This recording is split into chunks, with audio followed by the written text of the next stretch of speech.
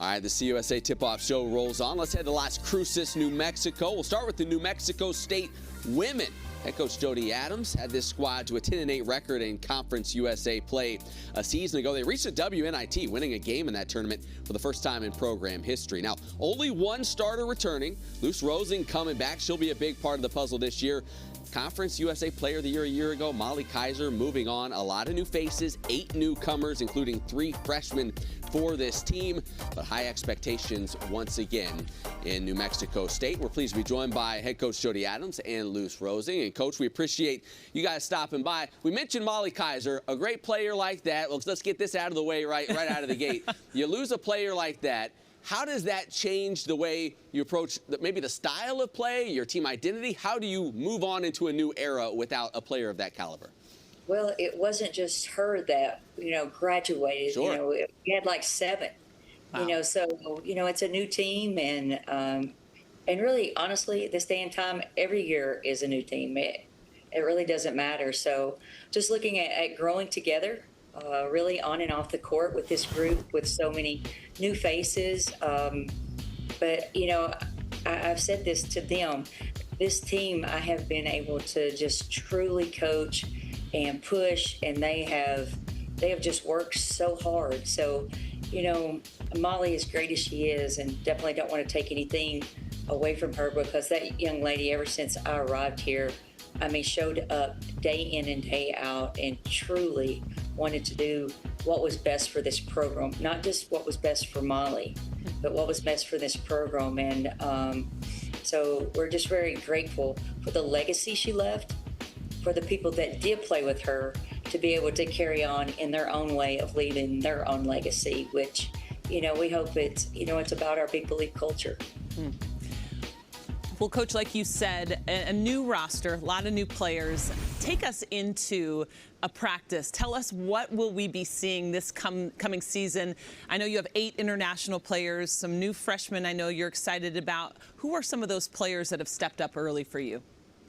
Well, I feel like I've really challenged the returning 5, to separate themselves, and how they separate themselves is really, 1, encourage the newcomers when they see that they have done something right, at the correct pace, and at the way that we want to compete.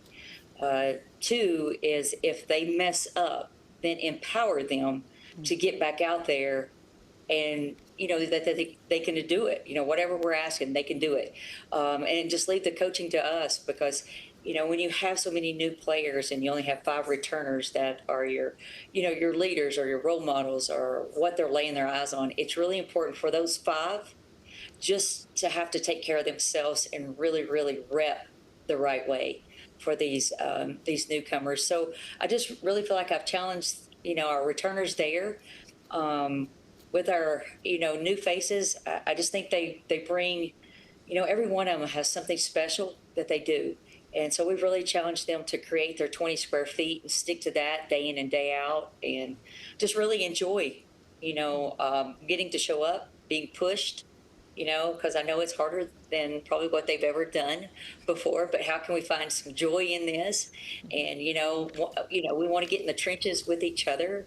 So just really not trying to isolate anybody, and, for them to feel like they're on the side or they don't fit here. And I think it's really worked. I think coaches have done a great job. Our assistants have just been engaging and empowering too. But I would say the number one thing that I've really done is really asked our returners to be great examples. Luce, you're the returning starter. I assume that means you're one of the ones that coach is challenging to do some of this. How do you see your role evolving, both on the court and maybe in a leadership role this season? I think for me it's important just to set the right example. Like she said, be very encouraging.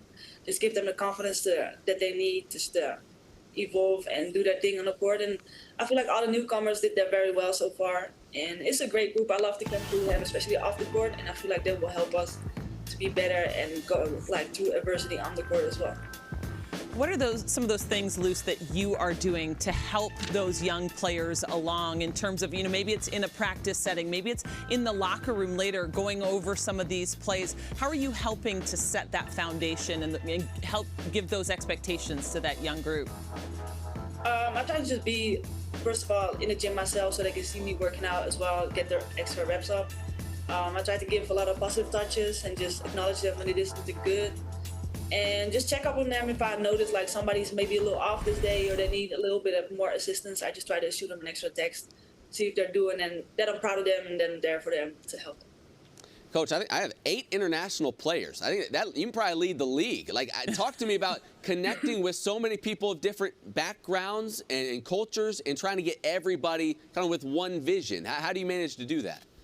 Well, I'm going to tell you, my associate head coach, James Frey, he's so connected, and there's a reason why I brought him here. And, he recruited a lot of international players at the junior college level. And, he really does that, for us. And I'm the one that just, gets to know them and know their families. And, it's pretty cool. I feel like it's made me a better human. And just the fact that I'm watching these young people come to the United States at such a young age and supported by their families and, just in awe of just really how brave they are. And then, I know their parents are trusting us, for the time that we have with them, whether it's 2 years, 4 years, whatever it is, to not only help them, grow on the court, because I know majority of international players, they come here and they want to go pro. Yeah. So us being a transformational staff where we do grow and we do teach and we do coach them up to the highest level that we can help them become their great, we still want to, help the young woman grow off the court too, with their leadership and, who they are as people. And, and next is, what is my calling in life? What's my why? So it's not just my why here, but what is going to be my why, and next, whether we're going pro in basketball or pro in something else. Well, Coach, it seems like you're doing a great job leading that group. We're excited to see your team take the floor, and I can't wait to see you in action this season. Well, thank you, guys. Thank you. All right. Well, Kelly, let's talk about this squad. We mentioned, Molly Kaiser moving on, and, you can say, well, new era, there can sometimes be some growing pains when you've had that person you can always rely on to be your go-to player. How do you see them moving on post Molly Kaiser? Yeah, I think first of all, there's not going to be an expectation that one player needs to step up. Yeah. This is going to have to be winning by committee. And that could be a positive because, think of the scouting report on the other end. Most of the time people were like, how do we stop Molly? And, Sure. and by the way, Coach mentioned it too. There were a lot of other players there, so I don't want to just highlight her. Fanta Gassama also gone on the inside. But I think this is going to be a team that's going to look a little bit different. I know they recruited heavily inside the paint, and so I think they're going to be more interior focus, getting that inside-outside look, which I'm thrilled about, and they've recruited well in that aspect. But yeah, winning by committee, not necessarily having that highlight. Yeah, is that something that you feel like we're going to see throughout the season? Like, okay, first month it may look one way, and Right. you're going to see it kind of evolve as we go throughout the year? Yeah, I think that that it will, especially as these players are getting to know each other, Sure. right? There's an identity on this team right now. Preseason, we haven't even played a game. It's going to look different in that early, non-conference schedule, and then coming into conference play. All these teams are going to start gelling. I think that's going to be the big question mark for me this season is who's going to do that first. Almost every team has Right. a lot of new faces, but who can get their team to gel the earliest and play at the highest level early? That does seem to be the most important Yeah. thing across the board Yeah. in this conference this season. All right, speaking of that, we turn to the New Mexico State men. They'll have some gelling to do as well this season. They lost 94% of their scoring from a season ago. You think back to last year, they were 10-8 in conference play, great defensive squad. Kind of had a season of runs. They started conference play 4-0, came out red hot. They only bring back Gabe Pickens, Jacoby Osborne, their only returners. They do bring in 11 transfers. So Jason Hooten bringing in a whole bunch of new faces and trying to put those pieces together as they get ready to start the season. And we are joined now by head coach Jason Hooten and Julius Mims, transfer from Idaho. Guys, appreciate you making time for us today. Coach, we're just talking about it, 11 transfers. You got a whole new group out there. Who's taking leadership in terms of the players? Do you find some guy kind of rising into that role for you guys here early on? I think overall it's just been a team thing. Not really in any one particular guy. I think our group really likes each other, and I think they come in every day and have a pretty good mindset to work hard, get better. And so for right now, I think we're still in that process of filling each other out as far as leadership and who's going to step up at the right time. But I do think overall right now that our group is trying to do that together.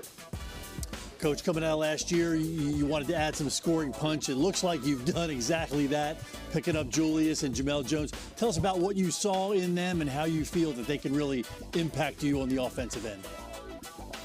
Yeah, I thought last year, our team our team ended up being a really good defensive team by the end of the year. And I thought we were pretty tough and, did all those little things that you want a team to embody. But I just thought at the end, we really just couldn't score as much as we needed to. And so anytime, I think all coaches will say the same thing.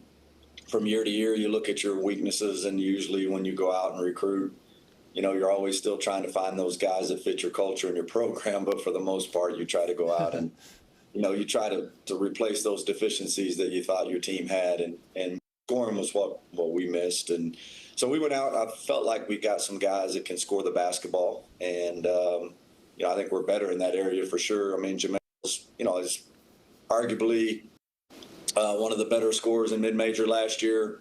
Averaged 18, 19 a game, but more impressively than that, he shot 48, 49% field. So, he's had a real good fall, just trying to learn, the way I want to do things. And I think we're all trying to learn each other, as I said a little bit ago. And then Julius is just going to bring us such athleticism at that power forward spot.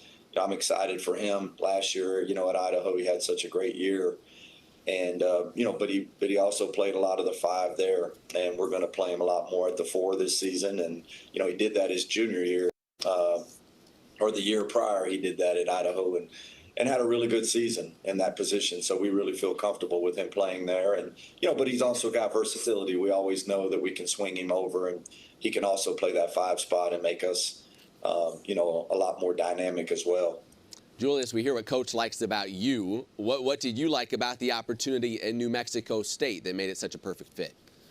Just the winning culture and the process of winning that Coach brings over here. It reminds me a lot of my junior college days with Corey Simons. It's just what he brings into every day. You can't mess around every day. You got to bring your A game every day from start of practice to end of practice. There's no slacking off, and he keeps us on our toes, keeps us honest, and I feel like he's just we're gonna excel by the time it comes March. So. Yeah, Julius, Coach was talking about needing scoring, and I saw you smiling and nodding over there. You're ready to fill it up. Hey, tell us a little bit about your game. Tell us about your skill set, where you like the ball, what do you like to do when it gets in your hands? Shoot. Just shoot. That's just shoot. You said it, right? I get it. Yeah, that works. I can stretch the floor a little bit. Primarily, I would say I'm an above the rim scorer. You can throw anywhere above the rim. I'll go get it. Juice is there somewhere. I bring a lot of versatility, whether it be defense or offense. I can rebound the crap out of the ball. I can guard 1 through 5, I would say. I can stretch the floor a little bit on the perimeter, whether it be the ball screens, stuff like that. But I would just say, as he was building off what Coach said, just very versatile. And being the oldest dude on the team, I feel like I could be someone that the dudes can live to. Yeah. And as far as like playing style, hustle, stuff like that, just to build off and continue growing throughout the year. So, yeah, Coach, we've talked a lot. You guys better be careful asking these players what they think. Yeah, Coach is like, we're doing. You do what? Yeah, I don't think so. Coach, we talk a lot about the do what Coach tells you to do. That's what you got to do. We talk about the offensive end. We've done that a lot. I assume you guys are still planning on playing some defense out there. Are you getting these guys to buy in and be defensive-minded as well? Well, not as of today. We're not very good defensively right now, and I'm sure you guys will get to that here in a minute about where we're picked. And if all the other coaches in our league watched us practice right now, we definitely wouldn't have gotten picked where we're picked right now. But yeah, I mean, you know, I texted my wife, I think Monday after practice, and I told her how bad we were and that we can't guard a soul. And she said, you say the same thing every year at this time. So I think we'll get there. I do. This is a group that cares. And as you guys know, y'all been around it a long time. I think if you have the mindset and you care and you buy in, then, you know, eventually you're going to be pretty good at what the coach wants you to be good at. And, you know, I think we're going to get there. We've practiced real hard. Our effort has been real good. We just got to continue to learn, and we got to continue to get tougher. You know, a lot of this is just obviously coaches are all different. Coaches have different styles and, you know, different wants and different needs. And I think what I've asked from these guys maybe is a little different than what they've been accustomed to at other places. So, you know, it's a learning deal every day. We come in, we try to work real hard and try to get better each and every day. And, you know, I think here soon we'll line up against somebody else and we'll see where we're at. Well, Coach, I have no doubt that you're going to keep the standard, and what you've been building there. You've gotten better every year that you've been out there, and we're looking forward to seeing what you guys can do on the court this season. We appreciate you taking some time with us. Yeah, appreciate you guys having us on. Thank you. Absolutely. Well, and as we look at this, listen, Coach Hooten came in, had to rebuild that roster year one. Completely flipped it almost for year two, and now we see year three. And yet, as I said, better, and better. He has a knack for this sort of thing, and he seems to get guys to buy in quickly. Yeah, for sure. He's been doing it a long time at a high level, and it just shows his commitment that, you know, if it takes another overhaul, he's willing to do it to get the right guys to have success. And, yeah, you know, he undersold it a little bit. They were a great defensive team. Yeah. I mean, they led the conference in defense in a couple defensive categories. And, you know, that's put out there when he's recruiting these guys. Yeah. It's not, hey, come on and we'll run and gun and fire the ball up. He sells them on, you come here, you're going to play tough defense, you're going to play hard and intense, and you know, that's his style. He coaches guys hard, but they love it. And it's very interesting. You add some scoring punch to that group, and you know, I know he's thinking it's not coming together, but we've seen what they can do when they're at their best. So you put scoring on their defensive commitment, and again, I think they're picked up towards the top. I think that's accurate. The other thing to remember with them, that is a diehard fan base. Yes. And as the success grows, that fan base comes roaring back, and that becomes a really, really difficult place to play. Yes, for sure. They're chomping at the bit for it. There's been some renovations with locker rooms, and Coach Hooten has been at the center of this whole transformation of that program. They are ready to just blow the top off of that thing. It might be this year. Could be. We will see. All right, we're going to step aside, but when we come back, we're going to head on out to the Lone Star State, where we'll hear from the folks down at Sam Houston. That's all next on this CUSA Basketball Tip-Off Show.